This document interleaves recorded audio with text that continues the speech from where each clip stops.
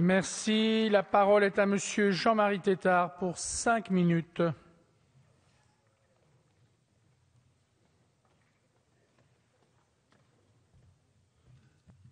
Monsieur le Président, Madame la Ministre, Madame la Présidente de Commission, Monsieur le rapporteur.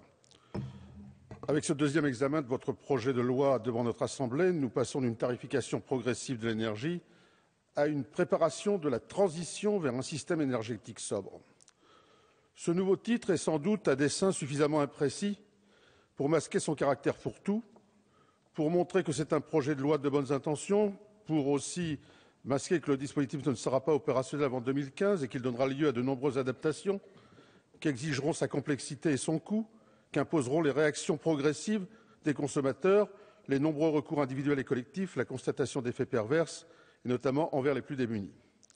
C'est en effet au pouvoir réglementaire qu'il reviendra de préciser les modalités d'application du dispositif.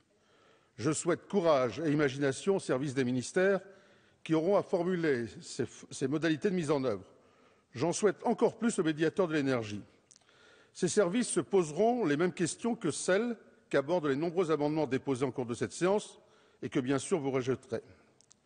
Certes, le nouvel article 1er redéfinit le volume de base, inscrit les coefficients de modulation par personne au foyer, encadre les coefficients de modulation selon la localisation de la commune, mais malgré tout, comment prendra-t-on en compte les multiples façons d'occuper et de vivre dans un logement? Comment fixera-t-on le coefficient climatique? Bref, à partir d'une construction purement technocratique, d'une nouvelle organisation administrative lourde et inévitablement budgétivore, c'est l'État qui fixera à chacun des Français la manière dont il doit consommer et le quota d'énergie dont il peut disposer sans être stigmatisé et taxé. Nous entrons dans un autre monde qui étend la trêve hivernale, un autre monde qui étend le nombre de bénéficiaires au titre de la précarité énergétique, j'en prends acte et j'approuve. Mais aussi un autre monde qui remet en cause le principe de l'égalité des Français face à la tarification de l'énergie. Vous en avez le droit.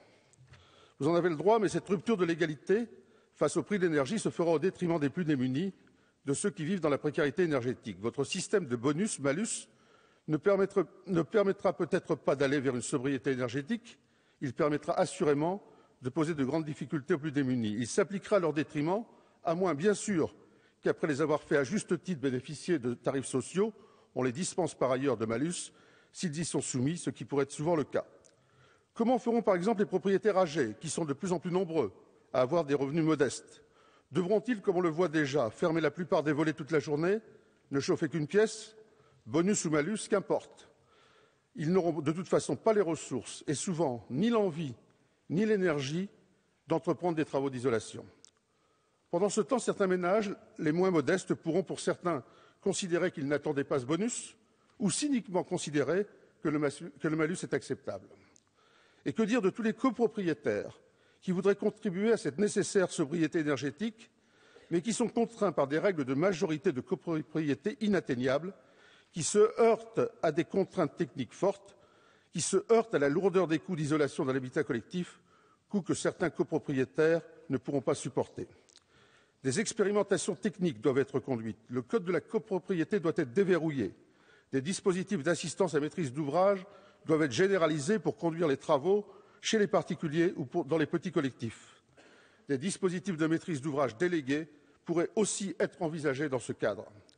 Voilà autant de mesures et de projets dont la mise en chantier aurait contribué bien plus efficacement que votre projet à la préparation de la transition vers un système énergétique sobre. Mais cette préparation consiste ici aussi à organiser le mitage de l'éolien terrestre en supprimant la nécessaire implantation au sein d'une zone de développement de l'éolien et en exigeant simplement que soit compatible avec les SRE. Déjà, les démarcheurs commerciaux de l'éolien parcourent les campagnes pour faire signer des promesses de mise à disposition de terrain auprès des propriétaires. Cela est inadmissible pour les collectivités locales. Fixons plutôt des objectifs territoriaux de production d'énergie verte aux communes et aux intercommunalités. Responsabilisons les collectivités locales. Elles seules doivent décider, en concertation avec les acteurs locaux, avec quelle sorte d'énergie elles atteindront ces objectifs. Lançons des contrats territoriaux de l'énergie. Voilà une autre manière de préparer la transition vers un système énergétique sobre et alternatif. Entre un bonus qui n'encouragera personne et un malus qui n'effraiera personne, ou rendra encore plus fragiles les plus précaires, votre dispositif inquisitoire, complexe et coûteux ne préparera pas la transition et la sobriété énergétique. Il amènera incompréhension des Français et rejet de votre politique. Je ne peux même pas m'en réjouir.